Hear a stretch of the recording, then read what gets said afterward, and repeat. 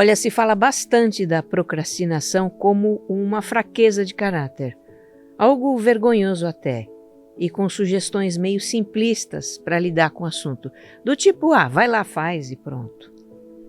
Mas olha, isso não ajuda a lidar com a procrastinação e ainda gera culpa. É preciso entender o que motiva esse comportamento e agir sobre esses motivos. Você já deve ter reparado que não são as coisas prazerosas que você protela, mas aquilo que é chato, desagradável, doloroso, problemático. Uma maneira mais eficaz de lidar com isso é avaliar os benefícios versus os custos da procrastinação. Vamos conversar sobre isso? Eu sou Regina Gianetti e este é mais um episódio em vídeo do Autoconsciente, um podcast que fala de vida interior para você se entender melhor. Já gostou do que ouviu até aqui? Então deixe o seu like, se inscreva no canal e compartilhe o episódio com os amigos. Ajude outras pessoas a se entenderem melhor também.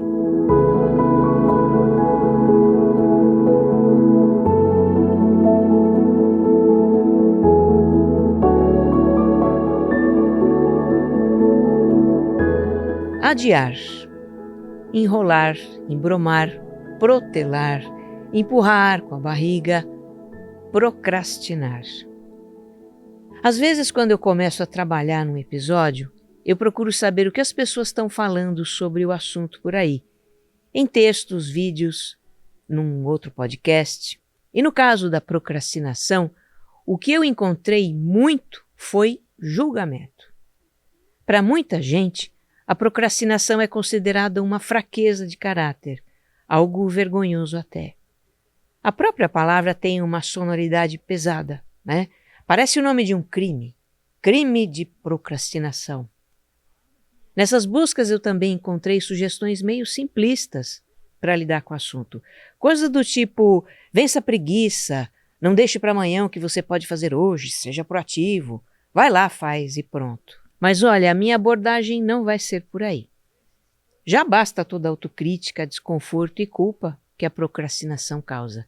E não vou ser eu mais uma pessoa para amplificar isso, viu? A minha intenção aqui é discutir o que está por trás desse comportamento e propor maneiras de lidar com ele com base na compreensão da nossa natureza, na honestidade, na gentileza conosco mesmos.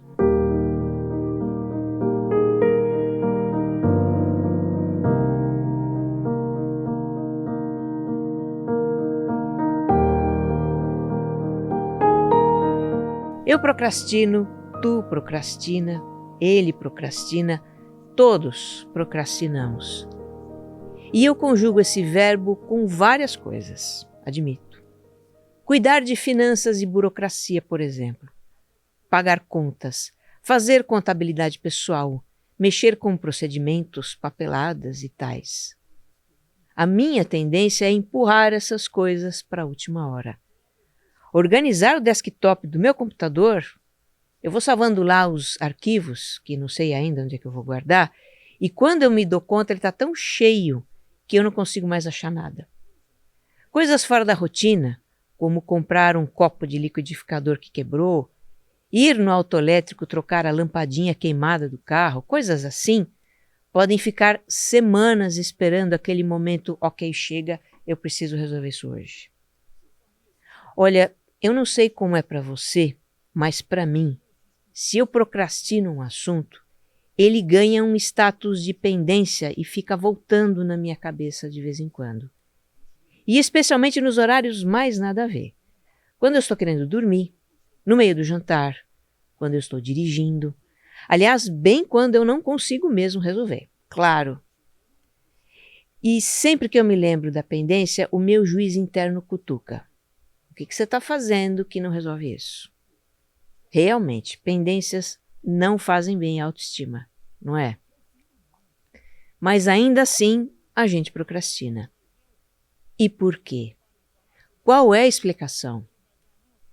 Bom, você já deve ter reparado que não são as coisas prazerosas que você protela. Eu acho que você não fica enrolando para se divertir, nem para comer aquele seu prato preferido. O que você procrastina é aquilo que é chato, desagradável, doloroso, problemático, ou que simplesmente você não está a fim de fazer num determinado momento.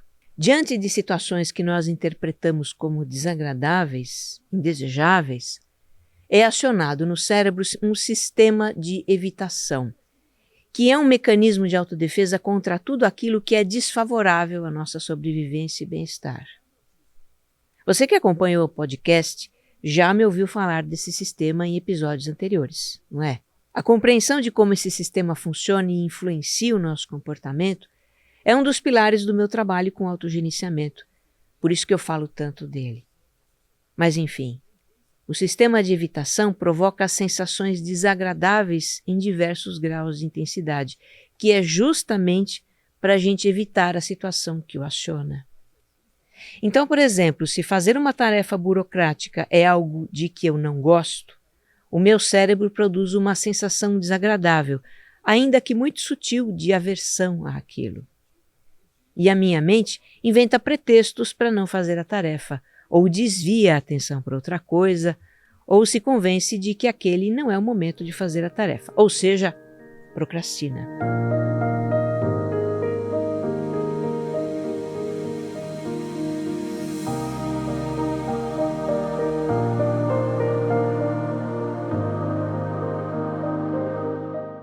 O comportamento da procrastinação é incentivado também por outro sistema do nosso cérebro, que é o de recompensa.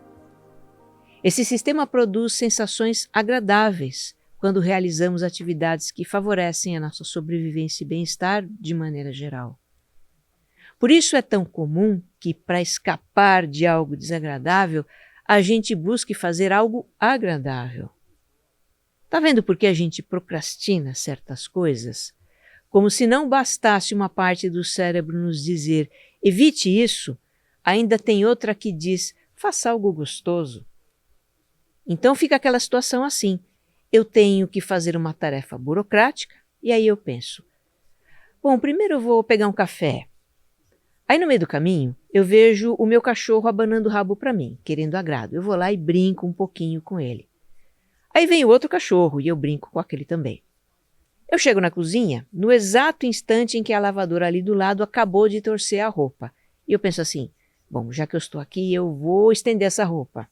Vai vendo. Eu estendo a roupa, volto para a cozinha para pegar o café e de repente me dá uma fominha, sabe? E eu faço um lanche para tomar junto com o café. Acabo de comer, olho para a louça que eu sujei e penso, bom, eu não posso deixar essa louça suja na pia. E lavo tudo. E finalmente volto para a frente do computador. Respiro fundo para começar a fazer a tarefa burocrática, mas aí eu vejo que chegaram os e-mails enquanto eu estava fora, eu acabo lendo os e-mails antes. Isso é familiar para você? Pois é, quem nunca procrastinou que atire a primeira pedra, né? Outra situação muito típica da procrastinação é só agir sob pressão. Vamos imaginar que a gente tem um prazo para entregar um relatório, um trabalho chato de fazer, e vamos empurrando a tarefa para frente. Um dia é porque ainda tem bastante tempo para entregar. No outro é porque surgiu algo mais urgente. No outro é porque não deu vontade mesmo. Chega na véspera do prazo final e dá um pânico para entregar o trabalho. E aí a gente mergulha no relatório. Vira a noite e faz o trabalho. Ou seja, foi preciso bater a ansiedade, que é um estado emocional que despeja adrenalina no organismo, para, enfim, surgir a motivação para fazer o trabalho. Funcionar sob pressão é isso, é agir sob o efeito da adrenalina, que não deixa a gente parada mesmo. Bom, cada um tem o direito de escolher como quer funcionar. Mas eu vejo inconvenientes nessa estratégia de só agir sob pressão. É ter que contar com a sorte. Porque se o computador resolve travar, se chove e alaga a cidade, se na última hora a gente descobre que faltam informações para o relatório e quem tem informações não está disponível, se acontece qualquer imprevisto, a gente entra em sérios apuros. Outro inconveniente de apenas funcionar sob pressão é que isso cria uma forma de dependência. a gente se habitua a agir sob o estímulo da adrenalina. É como um vício. Quer saber de outra situação comum? É a procrastinação como uma forma de autossabotagem. Isso é comum. No seu livro Autocompaixão, a Kristin Neff, uma autora que eu cito com frequência, ela conta um caso que ilustra bem isso, sobre um jovem que ela conheceu. Diz assim, eu vou ler aqui para você. Tudo que ele fazia era no último minuto. Sempre que ele se sentia inseguro sobre a sua capacidade de realizar uma tarefa importante, procrastinava para que, em caso de fracasso, tivesse uma desculpa pronta. Não tive tempo. Por exemplo, quando fez um exame para o mestrado, só começou a estudar poucos dias antes. Aí a sua pontuação chegou mediana, não foi fantástica, e ele me disse: bem, realmente não foi tão ruim, considerando que quase eu não estudei. Quando chegou a hora de obter um estágio como parte do programa de mestrado em trabalho social, ele esperou até o último instante para enviar o formulário. A única oportunidade de estágio que acabou sendo oferecida era a que ninguém mais queria. Sua resposta? Bem, a maioria das posições já tinha sido preenchida quando eu mandei a minha solicitação. Pelo menos eu tenho alguma coisa. Percebe como isso funciona? Por medo de fracassar, a gente procrastina, que é para ter uma boa desculpa para o fracasso. Veja como a mente humana é engenhosa. Então, por trás do comportamento da procrastinação está a autossabotagem. E por trás da autossabotagem, o que é que tem? Perfeccionismo. A ideia de que temos que ser perfeitos, que nos leva a rejeitar qualquer hipótese de fracasso. Olha, tem episódios sobre autossabotagem e perfeccionismo, tá? Eu deixei os links na descrição desse episódio e cards no finalzinho. Vale a pena escutar. O perfeccionismo está presente nos casos em que procrastinamos o início de um projeto, uma atividade, porque não nos sentimos preparados o suficiente. Por exemplo, vamos imaginar que uma pessoa faz um curso profissionalizante. Ao concluir a formação, ela já está habilitada a trabalhar com aquilo. Mas aí ela resolve fazer um outro curso para complementar aquele primeiro. E depois faz outro. E aí lê um livro. Ela arruma cursos e mais cursos para fazer, justificando que é para se preparar melhor, quando, na verdade, ela está adiando o início do trabalho por insegurança. E por trás da insegurança tem o quê? Novamente, o perfeccionismo. A procrastinação pode ainda estar ligada ao medo do sucesso, por incrível que isso pareça. Nesse caso, ela também é uma forma de autossabotagem, que é motivada por um pensamento assim: e se der certo? E se eu não der conta? O que tem por trás desse pensamento é o medo de não conseguir sustentar o sucesso e tudo terminar em fracasso. Ou o medo de ter que sair da zona de conforto, porque o sucesso também tem um preço. Pode ser abrir mão de um estilo de vida, de coisas de que a gente gosta de fazer. Eu conheço bem isso, porque é um padrão meu. Quantas vezes eu já não me vi adiando um projeto e me auto-sabotando com um pensamento secreto do tipo: e se o projeto bomba? Como é que eu vou fazer para dar conta? A gente tem dessas coisas. Por fim, a procrastinação também pode estar ligada à falta de clareza do propósito pessoal. Eu tive um aluno que sofria com isso. Ele não se identificava com o trabalho dele, com o próprio caminho que estava seguindo na vida. E era difícil, muito difícil, levantar da cama de manhã para ir trabalhar. O dia dele era uma cansativa luta contra a procrastinação. Eu abordo a questão do propósito em outros 2 episódios, também deixei links na descrição deste. Mas fica aqui o registro de que a falta de clareza de propósito também pode ser uma causa da procrastinação.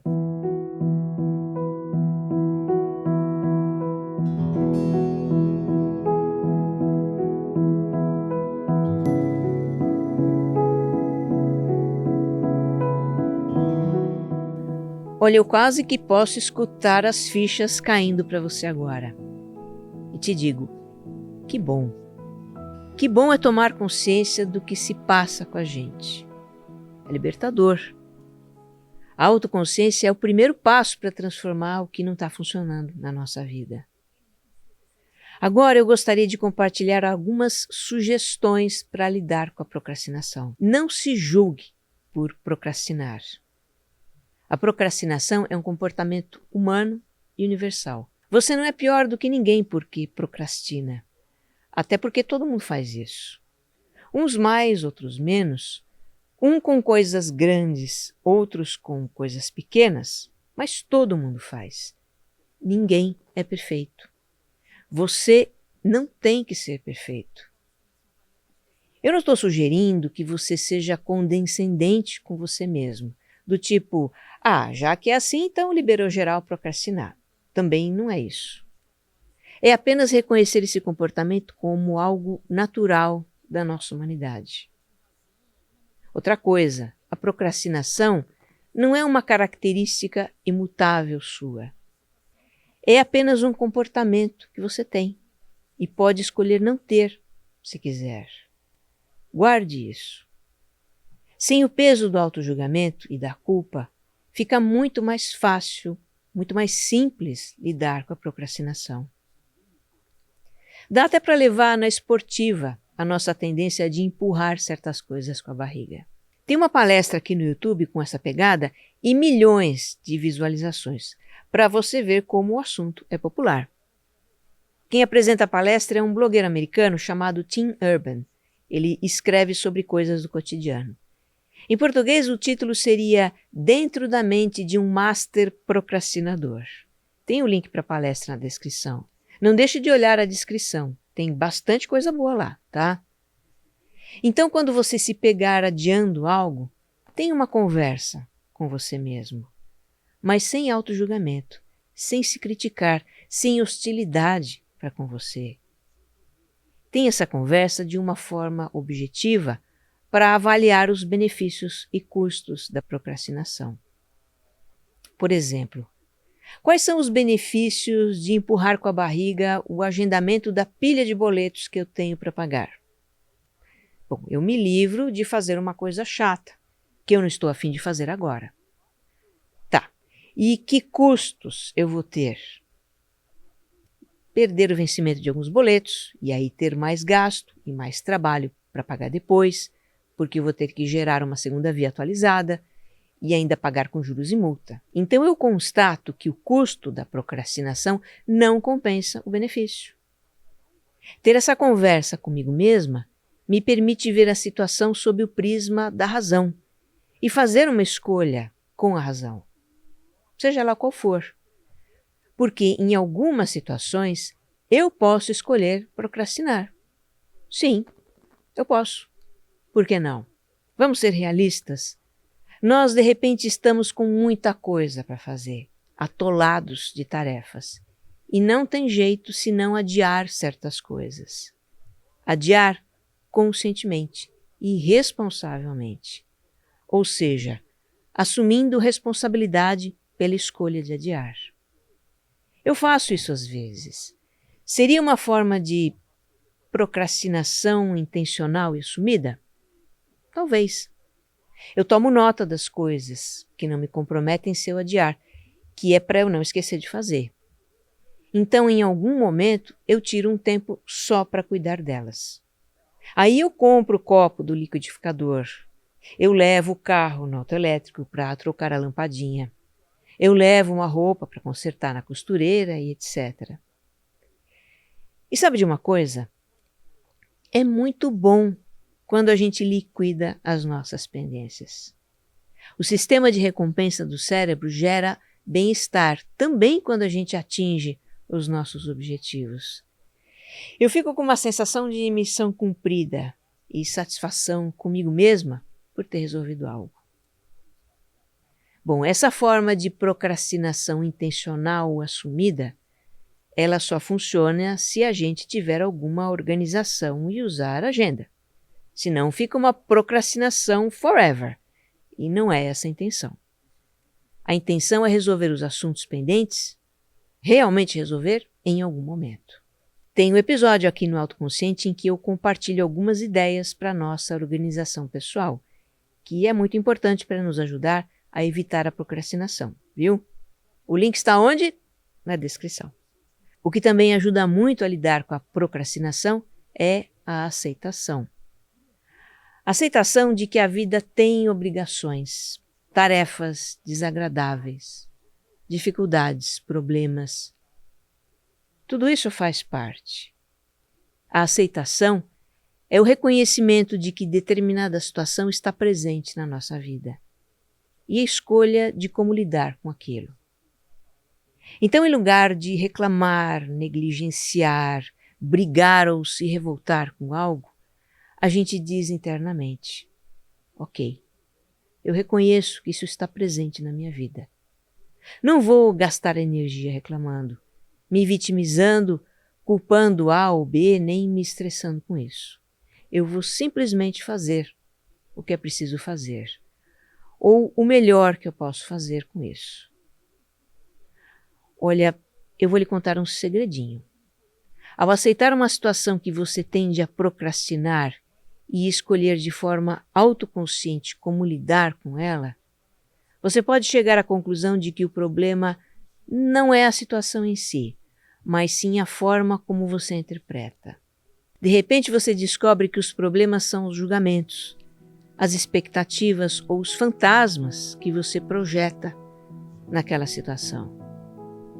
Apenas faça o que você precisa fazer, ou o melhor que você pode fazer. E constate por si mesmo. Que você esteja bem. Um abraço.